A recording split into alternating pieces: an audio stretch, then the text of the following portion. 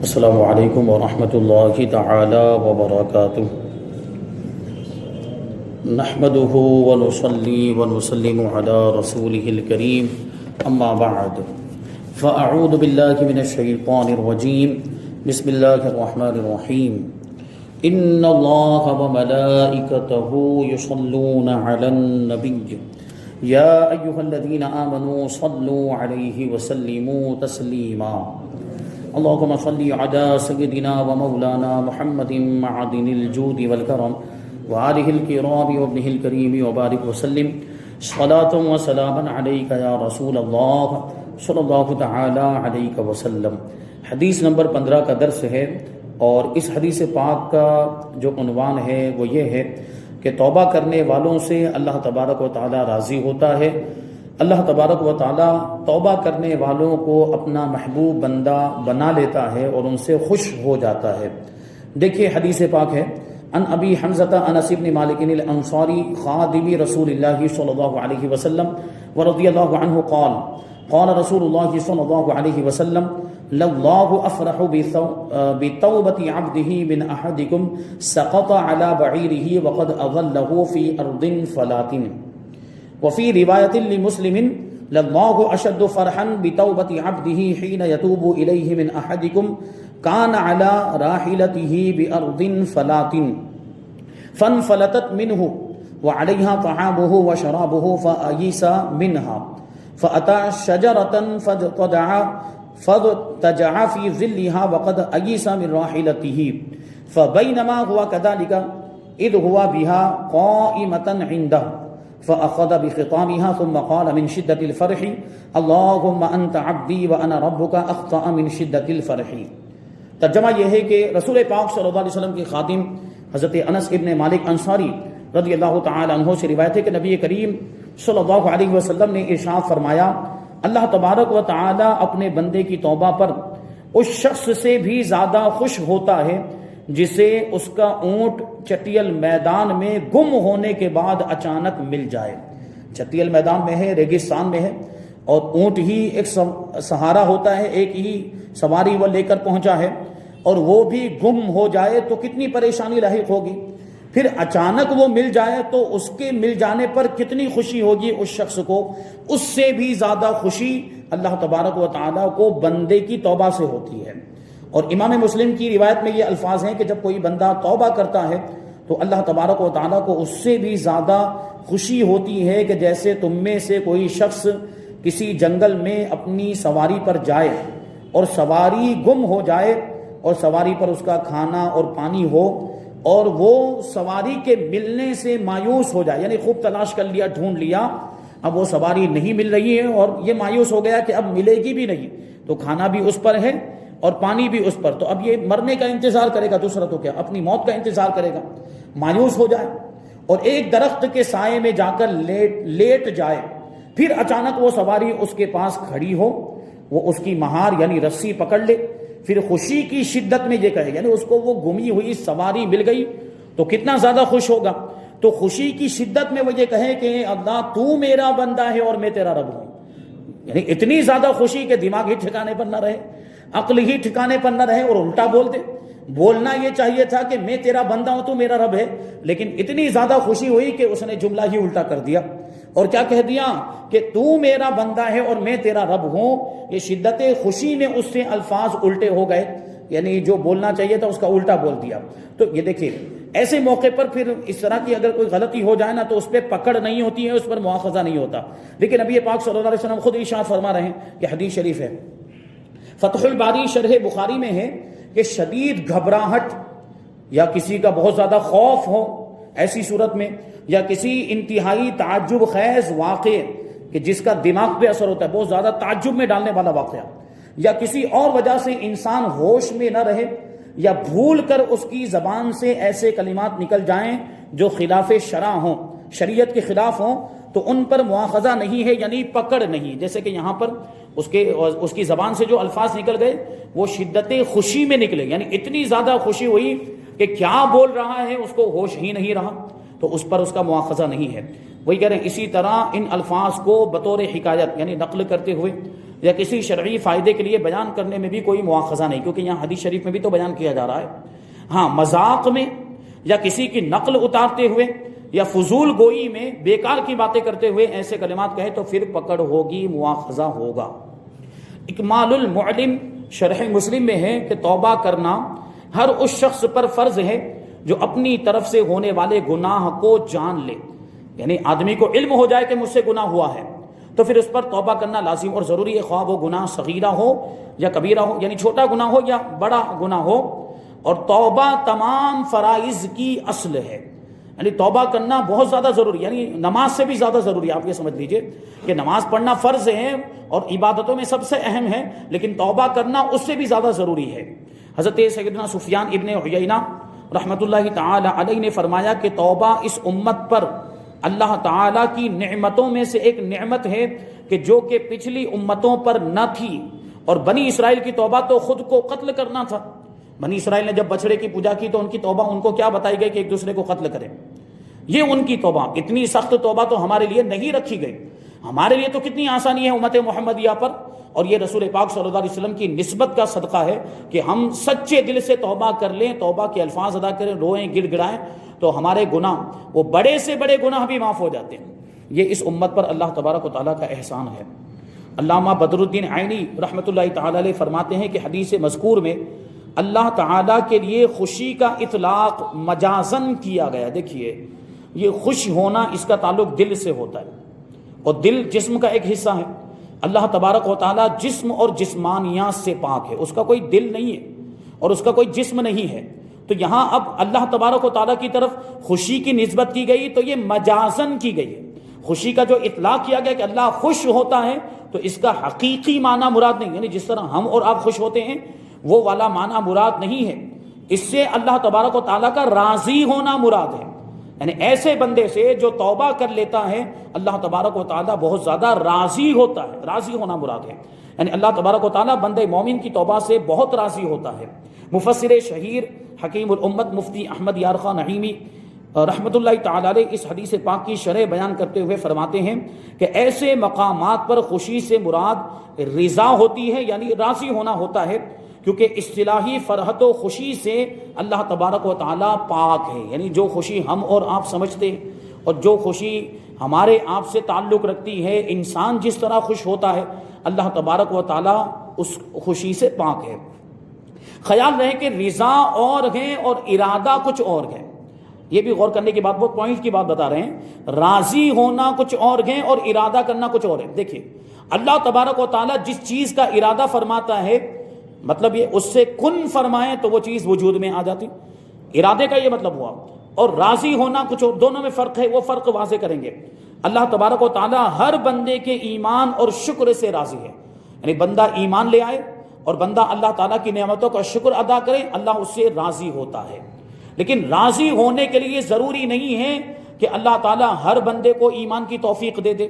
ہر بندے کو شکر ادا کرنے کی توفیق دے دے۔ راضی ہونے کا یہ مطلب نہیں ہے، بندہ ایمان لے آئے اور بندہ شکر ادا کرے تو اللہ تبارک و تعالیٰ اس سے راضی ہوتا ہے۔ یہ قرآن پاک میں ہے، اللہ تعالیٰ ارشاد فرماتے ہیں کہ وَإِن تَشْكُرُوا يَرْضَهُ لَكُمْ، اور اگر تم شکر ادا کرو تو اسے اللہ تبارک و تعالیٰ تمہارے لیے پسند فرماتا ہے، یعنی تمہارے شکر ادا کرنے کو پسند فرماتا ہے۔ اور ہر شخص کو اس نے ایمان کا بھی حکم دیا ہے۔ اللہ تعالیٰ فرماتا ہے آمنوا باللہ ورسلہ، کہ ایمان رکھو اللہ پر اور اس کے رسولوں پر، یعنی ہر شخص کے ایمان کا اللہ نے ارادہ نہیں فرمایا، ورنہ دنیا میں کوئی کافر ہی نہیں ہوتا، کیونکہ اللہ جس چیز کا ارادہ فرماتا ہے وہ چیز وجود میں آ جاتی۔ تو اللہ تبارک و تعالیٰ ہر شخص کے ایمان کا ارادہ فرماتا تو پھر ہر شخص کو مومن ہونا چاہیے تھا، دنیا میں پھر کوئی کافر ہی نہیں رہتا، جبکہ دنیا میں کتنے ہزاروں لاکھوں کروڑوں کافر موجود ہیں۔ تو اس کا مطلب یہ کہ ایمان سے اللہ راضی ہوتا ہے، لیکن اللہ تبارک و تعالیٰ نے یہاں پر سب کے ایمان کا ارادہ نہیں فرمایا، یہ بھی غور کریں گے۔ یہاں اس کی رضا کا ذکر ہے، نہ کہ اس کے ارادے کا۔ اور جس طرح اس شخص کو نا امیدی کے بعد امید سے ایسی خوشی ہوئی جو بیان سے باہر ہے، کیونکہ اسے اپنی جان سے بھی نا امیدی ہو چکی تھی، وہ تو مرنے کا انتظار کر رہا تھا۔ وہی واقعہ واپس لائیں اپنے ذہن میں کہ جس کی سواری گم ہو گئی ہے چٹیل میدان میں، ریگستان میں سواری گم ہو گئی، تو وہ اپنی زندگی سے ہی نا امید ہو گیا تھا، کیونکہ کھانا بھی اس کے ساتھ چلا گیا، پانی بھی اس کے ساتھ چلا گیا، تو اب وہ تو اپنی موت کا انتظار کر رہا تھا۔ تو جب اس کو سواری مل گئی تو اس کو کتنی زیادہ خوشی ہوئی ہوگی، یعنی سواری مل جانے کا مطلب اب منزل پر بھی پہنچ پائے گا اور اب زندہ بھی رہ پائے گا، کیونکہ کھانا بھی مل گیا، اب پانی بھی مل گیا، کتنی زیادہ خوشی۔ اللہ تبارک و تعالیٰ اپنے گنہگار بندے کی توبہ کو، اللہ تبارک و تعالیٰ کی جو خوشی ہے اپنے بندے کی توبہ پر، ہم اسے بیان نہیں کر سکتے، یعنی جس طرح سے اس شخص کی خوشی کو بیان نہیں کیا جا سکتا جس کی گمی ہوئی سواری اس کو مل جائے، وہ بیان سے باہر ہے، اسی طرح اللہ تبارک و تعالیٰ اپنے بندے کی توبہ پر راضی ہوتا ہے اور خوش ہوتا ہے، یہ خوشی بھی بیان سے باہر ہے۔ اللہ تبارک و تعالیٰ کی خوشی کو بندے کی خوشی سے مثال دے کر یہاں پر بیان کرنا، یہ تشبیہ مرکب ہے، یعنی کوئی یہ نہ کہے کہ یہاں اللہ تبارک و تعالیٰ کو تشبیہ دی جا رہی ہے اس انسان کے ساتھ کہ جس کی سواری گم، تو اللہ کی کہاں کوئی سواری ہوتی ہے،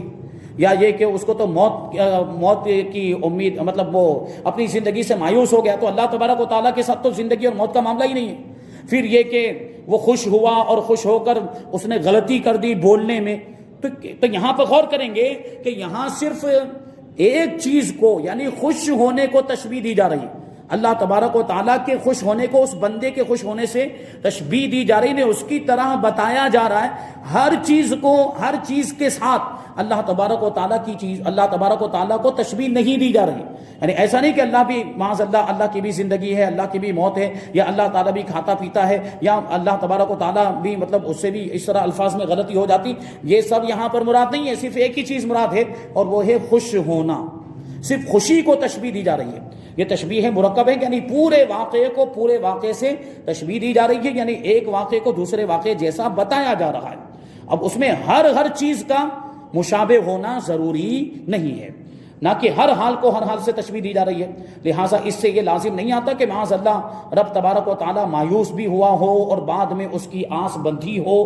بلکہ مقصد یہ ہے کہ اللہ تبارک و تعالیٰ ہم پر خود ہم سے زیادہ مہربان ہے، جتنی خوشی ہم کو اپنی جان بچنے سے ہوتی ہے اس سے زیادہ خوشی اللہ تعالیٰ کو بندے کا ایمان بچنے سے ہوتی ہے۔ بندے کا یہ کہنا کہ اے اللہ تو میرا بندہ ہے اور میں تیرا رب ہوں، تو یہ کلام انتہائی خوشی بیان فرمانے کے لیے ہے، نہ کہ تشبیہ دینے کے لیے، کیونکہ اللہ تبارک و تعالیٰ غلطیوں اور خطاؤں سے پاک ہے۔ خوشی کی وجہ سے بندے کی مت کٹ گئی، یعنی عقل منقطع ہو گئی، عقل ہی جاتی رہی، اس کے ہوش ختم ہو گئے، وہ کہنا تو یہ چاہتا تھا کہ یا رب میں تیرا بندہ اور تو میرا رب ہے، لیکن الٹا کہہ گیا۔ اس سے معلوم ہوا کہ خطأً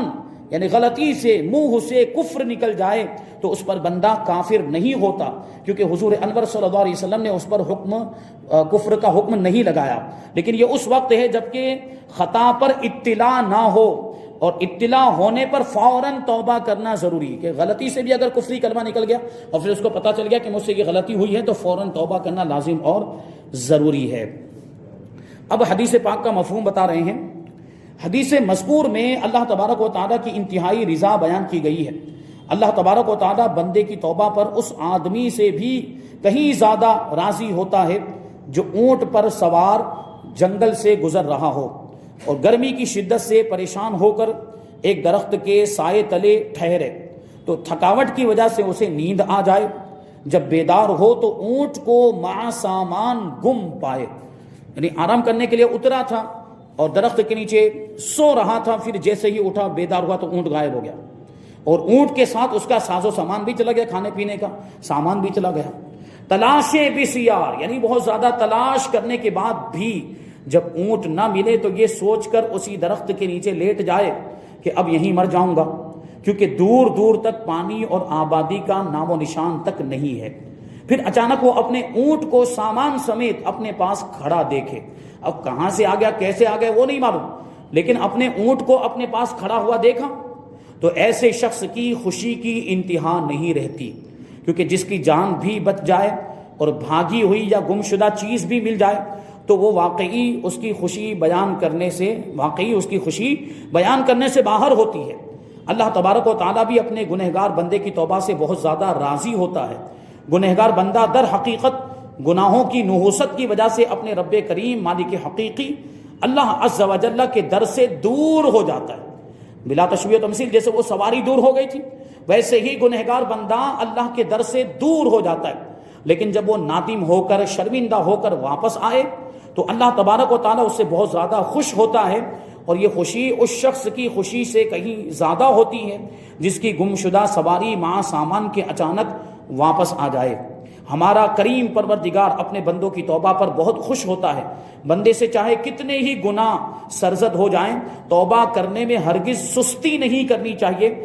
مگر قبولیت کے لیے سچی توبہ ہونا شرط ہے۔ یعنی ایسا نہیں کہ صرف زبان سے توبہ توبہ بول لیا، دل سے توبہ ہونی چاہیے، تب توبہ قبول ہوتی ہے اور گناہ معاف ہوتے ہیں۔ 4 حدیثیں یہاں پر توبہ کی فضیلت کے تعلق سے بیان کی جا رہی ہیں۔ حضرت ابو ہریرہ رضی اللہ تعالی عنہ سے مروی ہے کہ حضور پاک صلی اللہ علیہ وسلم نے فرمایا کہ اگر تم گناہ کرتے رہو یہاں تک کہ وہ گناہ آسمان تک پہنچ جائیں، یعنی ایسا تو نہیں ہو سکتا ہے کہ ہمارے گناہ آسمان تک، اتنے زیادہ تو کسی کے گناہ ہوں گے بھی نہیں، لیکن حضور پاک صلی اللہ علیہ وسلم فرماتے کہ مان لو کہ اگر تمہارے گناہ آسمان تک بھی پہنچ جائیں، یعنی اتنے زیادہ گناہ ہو جائیں، پھر تم توبہ کرو، یعنی سچے دل سے توبہ کرو، اللہ تبارک و تعالیٰ تمہاری توبہ قبول فرمائے گا اور اتنے سارے گناہوں کو بھی بخش دے گا، کیونکہ اللہ کی رحمت کے مقابلے میں ہمارے گناہوں کی کوئی حیثیت نہیں ہے۔ حضرت ابو ذر غفاری رضی اللہ تعالی عنہ سے روایت ہے کہ حضور پاک صلی اللہ علیہ وسلم نے ارشاد فرمایا کہ اللہ تعالیٰ فرماتا ہے، اے میرے بندو، میں نے ظلم کو خود پر حرام کر دیا ہے، یعنی اللہ تعالیٰ ظلم نہیں کرتا، اور اسے تمہارے درمیان بھی حرام کر دیا، یعنی ہم اور آپ ظلم کریں یہ بھی حرام ہے۔ پھر فرمایا لہٰذا ایک دوسرے پر ظلم نہ کیا کرو، اے میرے بندو تم سب گمراہ ہو مگر جسے میں نے ہدایت دی، جو ہدایت یافتہ ہیں ان کو اللہ ہی نے ہدایت دی ہے، تو مجھ سے ہدایت چاہو میں تمہیں ہدایت دوں گا۔ اے میرے بندو تم سب بھوکے ہو مگر جسے میں نے کھلایا، تو مجھ سے کھانا طلب کرو میں تمہیں کھلاؤں گا۔ اے میرے بندو تم سب بے لباس ہو مگر جسے میں نے کپڑے پہنائے، تو تم مجھ سے لباس طلب کرو میں تمہیں لباس عطا فرماؤں گا۔ اے میرے بندو تم دن رات گناہ کرتے ہو اور میں تمام گناہوں کو بخش دیتا ہوں، تم مجھ سے مغفرت طلب کرو میں تمہاری بخشش فرما دوں گا، تمہاری مغفرت کر دوں گا۔ اے میرے بندو تم میرے نقصان کو نہیں پہنچ سکتے کہ مجھے نقصان پہنچاؤ، اور تم میرے نفع تک بھی نہیں پہنچ سکتے کہ مجھے کچھ نفع پہنچا سکو۔ اے میرے بندو اگر تمہارے اگلے پچھلے اور تمہارے انس و جن یعنی انسان و جنات تم میں سے کسی ایک متقی پرہیزگار کی طرح ہو جائیں، یعنی سب کے سب جنات اور انسان اگلے پچھلے سب متقی پرہیزگار یعنی سب نیک ہو جائیں، تو بھی میری سلطنت میں کچھ اضافہ نہ ہوگا۔ اے میرے بندو اگر تمہارے اگلے پچھلے اور تمہارے انس و جن تم میں سب سے زیادہ گنہگار شخص کی طرح فاسق ہو جائیں، فاجر ہو جائیں، تو بھی میرے ملک میں کوئی کمی نہ ہوگی، یعنی ہمارے اعمال سے اللہ تعالیٰ کا کچھ بگڑنے والا نہیں ہے، وہ پروردگار ہے، وہ قادر مطلق ہے۔ فرمایا کہ اے میرے بندو اگر تمہارے اگلے پچھلے اور تمہارے انس و جن کسی ایک مکان میں یکجا ہو کر یعنی جمع ہو کر مجھ سے سوال کریں اور میں ہر انسان کا سوال پورا فرما دوں، یعنی جو جو مانگا جا رہا ہے سب کو وہ ساری چیزیں دے دوں، تو بھی میرے خزانے میں کچھ کمی نہیں آئے گی، مگر اتنی ہی کمی جیسے کسی سوئی کو سمندر میں ڈال دیا جائے تو جتنی کمی وہ سوئی کرتی ہے، ارے سوئی کو سمندر میں ڈالنے سے سمندر میں کوئی کمی ہوتی؟ کچھ بھی کمی نہیں ہوتی۔ اس کا مطلب یہ ہے کہ اللہ تبارک و تعالیٰ جو عطا فرماتا ہے اپنے بندوں کو، تو اس کے عطا فرمانے سے اس کی رحمت کے خزانوں میں کچھ بھی کمی نہیں ہوتی۔ اے میرے بندو یہ تمہارے اعمال ہیں جنہیں میں شمار کرتا ہوں، پھر تمہیں ان کا پورا اجر عطا فرماؤں گا، لہٰذا جو بھلائی پائے تو وہ اللہ کا شکر ادا کرے، اور جو اس کے علاوہ پائے تو وہ اپنے آپ ہی کو ملامت کرے، یعنی نیک کام کرنے کی توفیق ملی تو اس کو اللہ کی طرف سے جانے، اور اگر گناہ کے کام ہو جائیں تو اپنے آپ کو ملامت کرے اور کہے کہ یہ شامت نفس کی وجہ سے ہوا، شیطان کے بہکانے کی وجہ سے ہوا۔ حضرت سیدنا سعید رضی اللہ تعالی عنہ فرماتے ہیں کہ حضرت ابو ادریس خولانی رضی اللہ تعالی عنہ جب یہ حدیث مبارک سناتے تو گھٹنوں کے بل کھڑے ہو جایا کرتے تھے خدا کے خوف کی وجہ سے۔ تیسری حدیث پاک حضرت ابو ہریرہ رضی اللہ تعالی عنہ سے مروی ہے کہ نبی پاک صلی اللہ علیہ وسلم نے فرمایا کہ بندہ جب کوئی گناہ کر لیتا ہے پھر کہتا ہے مولا میں نے گناہ کر لیا مجھے بخش دے، یعنی سچے دل سے توبہ کرتا ہے، تو رب کریم فرماتا ہے یقیناً میرا بندہ جانتا ہے کہ اس کا کوئی رب ہے جو گناہ بخشتا ہے اور اس پر پکڑ بھی فرماتا ہے، میں نے اپنے بندے کو بخش دیا۔ پھر جب تک رب چاہے بندہ گناہ سے بچا رہتا ہے، پھر کوئی گناہ کر بیٹھتا ہے اور کہتا ہے کہ یا رب میں نے گناہ کر لیا مجھے بخش دے، تو رب کریم فرماتا ہے یقیناً میرا بندہ جانتا ہے کہ اس کا کوئی رب ہے جو گناہ بخشتا ہے اور اس پر پکڑتا بھی ہے، میں نے اپنے بندے کو بخش دیا۔ پھر بندہ ٹھہرا رہتا ہے جتنا رب چاہے، پھر گناہ کر بیٹھتا ہے اور عرض کرتا ہے یا رب مجھ سے گناہ سرزد ہو گیا ہے، مجھے بخش دے۔ تو رب فرماتا ہے کہ یقیناً میرا بندہ جانتا ہے کہ اس کا کوئی رب ہے جو گناہ بخشتا ہے اور اس پر پکڑتا بھی ہے، میں نے اپنے بندے کو بخش دیا، وہ جو چاہے کرے۔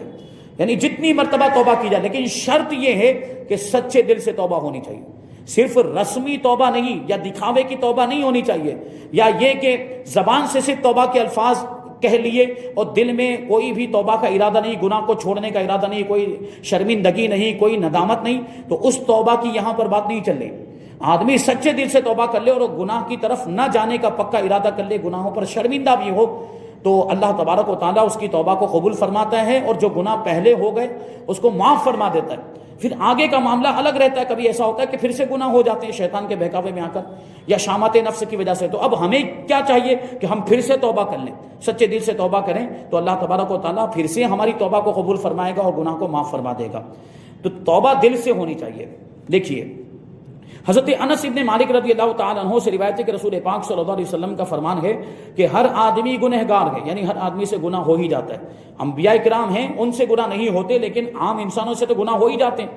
اور فرمایا کہ ان میں سب سے بہتر وہ ہیں جو توبہ کر لیتے ہیں، جن سے گناہ ہو جاتے ہیں، اور گنہگاروں میں بھی بہتر وہ ہیں جو توبہ کرنے والے ہیں، کیونکہ توبہ کی برکت سے گناہ معاف ہو جاتے ہیں اور اللہ ان سے راضی ہو جاتا ہے۔ تو اس حدیث پاک سے استغفار کی فضیلت بیان کرنا مقصود ہے کہ جب بندہ سچی توبہ کر لے لیکن پھر نفس کے بہکاوے میں آ کر دوبارہ گناہ کر لے، پھر نادم اور شرمندہ ہو کر سچی توبہ کرے، پھر گناہ کر بیٹھے، پھر توبہ کر لے، تو اللہ تبارک و تعالیٰ اس سے ناراض نہیں ہوتا بلکہ خوش ہوتا ہے۔ اللہ تبارک و تعالیٰ کی رحمت بہت وسیع ہے، وہ ہر سچی توبہ کو قبول فرماتا ہے، اگرچہ کتنی ہی مرتبہ کی جائے۔ ہمیں چاہیے کہ جب بھی ہم سے گناہ سرزد ہو جائے تو فوراً بارگاہ خداوندی میں توبہ کر کے اپنے کریم رب کو راضی کر لیں۔ اللہ تبارک و تعالیٰ ہم پر ہر وقت اپنی رحمت کا سایہ رکھے اور گناہوں سے سچی توبہ اور خوب استغفار کرنے کی ہمیں توفیق مرحمت فرمائے، آمین بجاہ النبی الامین